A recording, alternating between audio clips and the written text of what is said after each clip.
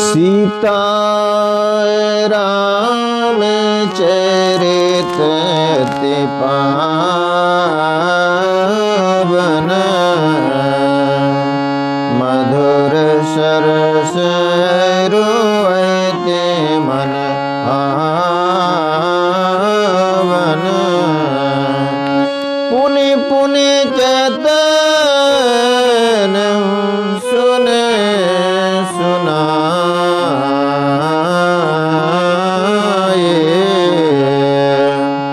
पिय के प्यास बुझत न बुझाए। भरत प्रिय रामचंद्र की उमापति महादेव के जय, पवन सुत हनुमान के जय। परम आदरणीय श्रोतागण, सादर नमन। आशा करता हूं आप स्वस्थ एवं प्रसन्न मुद्रा में होंगे। आज आपके समक्ष प्रस्तुत है राधे श्याम रामायण का अगला प्रसंग। पूर्व के प्रसंग में हमने देखा प्रभु श्री राम लक्ष्मण एवं सीता जी वन को प्रयाण करने के लिए बनी हुई परिस्थितियों के अनुकूल आगे बढ़ने को तैयार हैं। अयोध्या नगरी में रथ लाया गया है और इस रथ पर सवार होकर चलने की घड़ी आ गई है। आइए चलते हैं प्रसंग की ओर। द्वारे पै बन के लिए रथ लाया रथवान, राम लखन सीता चले कर गणपति का ध्यान। मचा अयोध्या में तभी इस प्रकार कोहराम, वहीं अयोध्या रहेगी, वहीं अयोध्या रहेगी जहाँ रहेंगे राम। इस चलने की घड़ी में अयोध्या में कोहराम मच गया है। ऐसी आवाज गूंज रही है कि अयोध्या तो वहीं रहेगी जहां श्री राम रहेंगे। बच्चे कहते थे चीख चीख जा रहे हमारे राम कहाँ, बूढ़े माथों को ठोक ठोक कहते थे अब राम कहाँ। बच्चे पूछ रहे हैं हमारे राम कहाँ जा रहे हैं। बूढ़े माथों को ठोक ठोक कर कह रहे हैं अब आराम कहाँ जब राम नहीं। तोते बोले ले चलो हमें उस जगह जहाँ जाते हो तुम।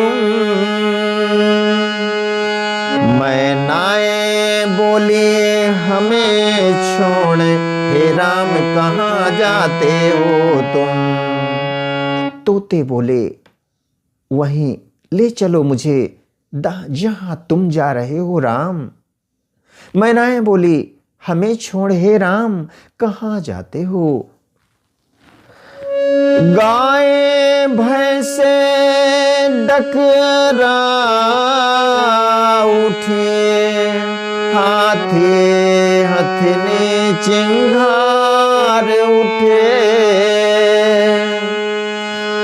चकवा चकवी कोयल कौए सब सीताराम पुकार उठे। गायें भैंसे सब डकरा उठी, हाथी हथनी चिंगाड़ उठे, चकवा चकवी, कोयल कौवे सब सीताराम पुकार करने लगे।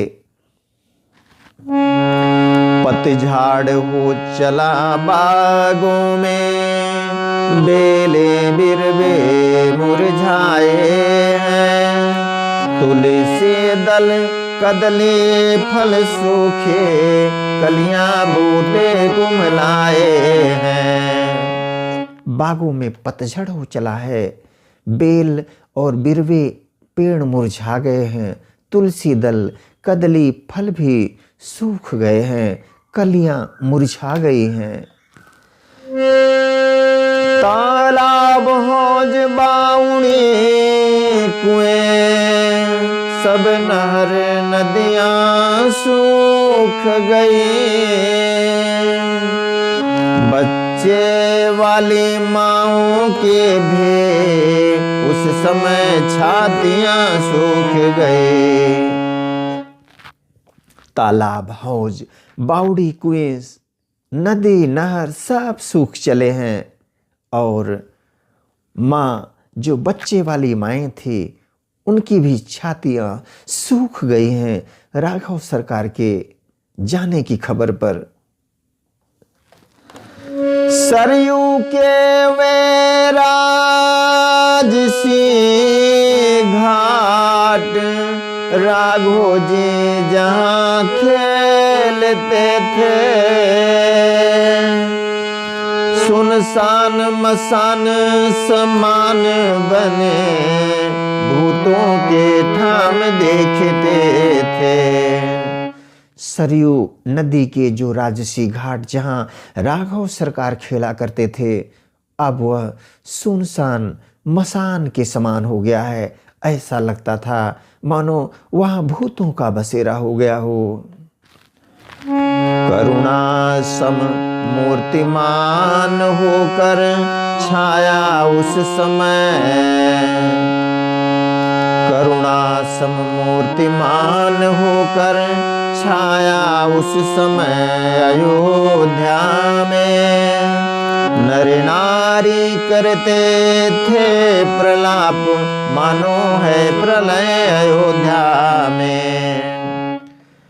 करुणा के समान मूर्तिमान होकर ऐसा लगता है सारी अयोध्या नगरी ही करुण रस का साकार रूप हो गई हो, मूर्तिमान रूप हो गई हो। नर नारी सब प्रलाप करते थे, मानो ऐसा लग रहा था कि अयोध्या में प्रलय आ गया हो। सहन नहीं होगा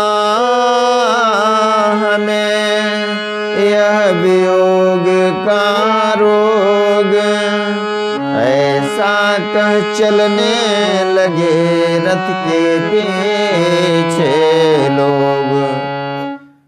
सारे अयोध्यावासी जैसे ही रथ आगे बढ़ा है, पीछे पीछे चल दिए, यह कहते कि वियोग का रोग उनसे सहन नहीं होगा। देखा रथ के साथ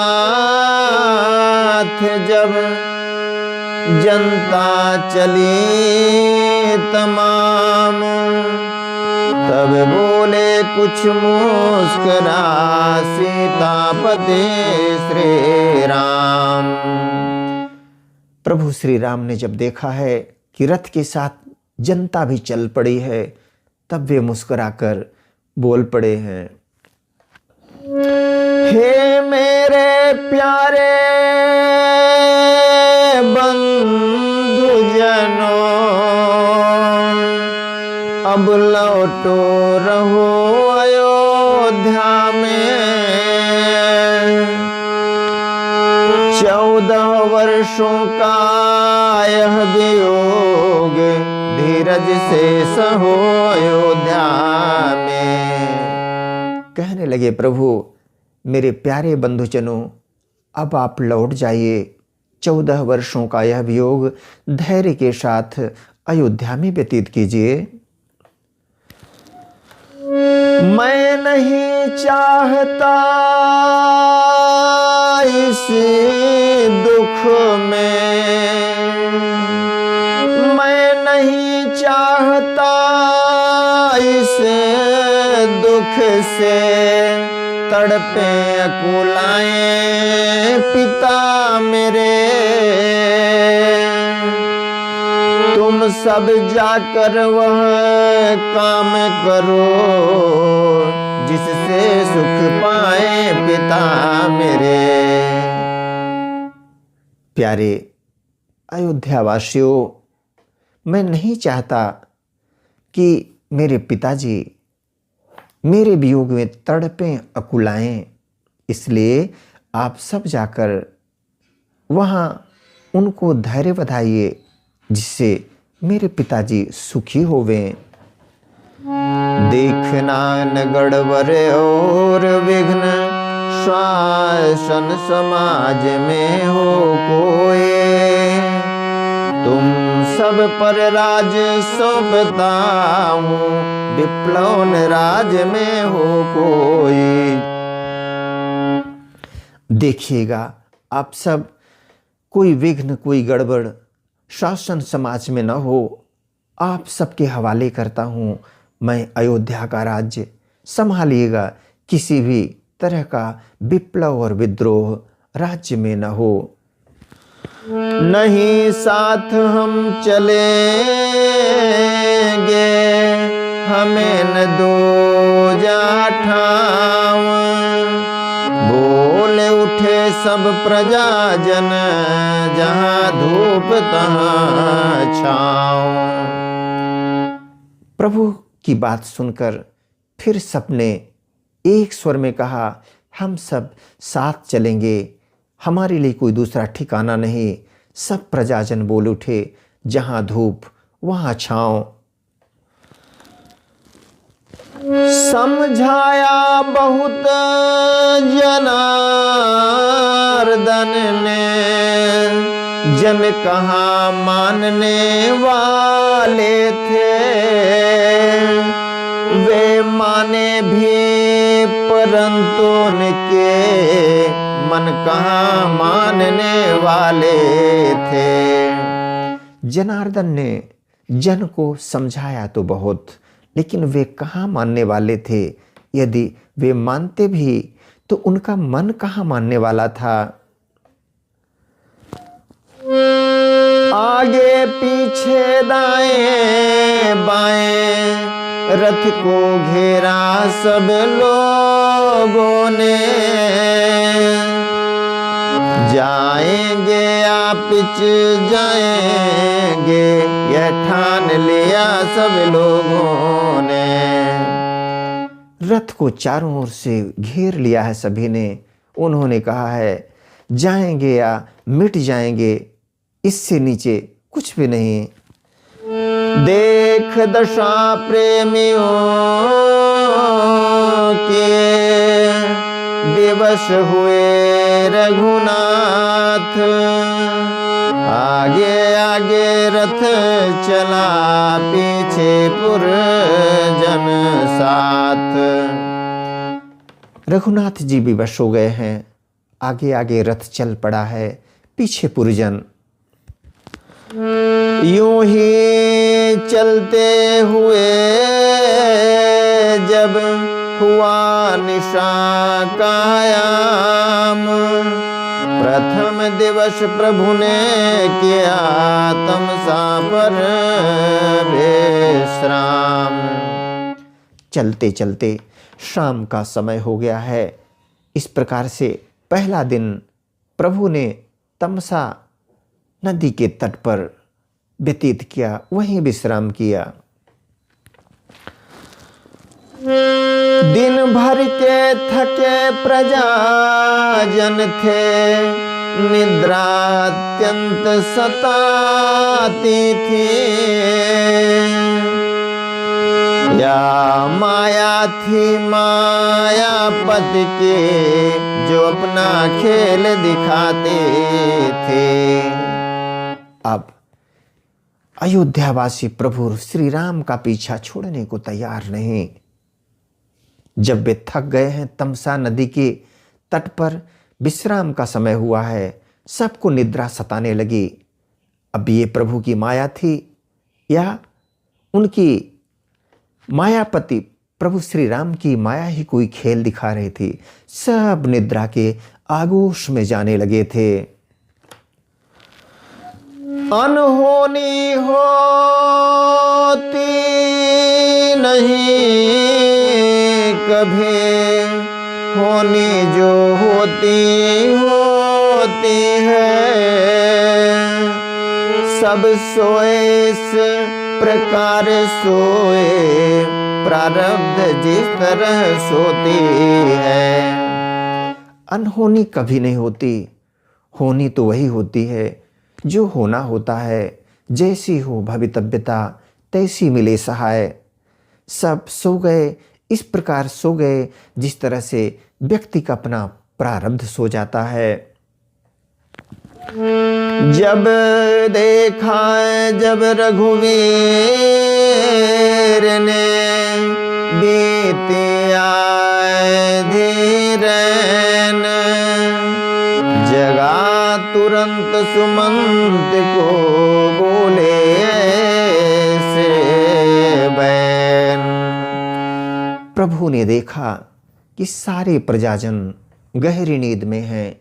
उसी समय उन्होंने सुमंत जी को जगाया है और कुछ बोल पड़े। क्या बोले, इस प्रसंग को आगे श्रवण करेंगे। आज्ञा दीजिए, इसी प्रसंग के साथ आज मिलेंगे अगले प्रसंग के साथ। तब तक के लिए वीडियो देखने के लिए धन्यवाद एवं आभार। जय हिंद, जय जगत। आपका जीवन मंगलमय हो।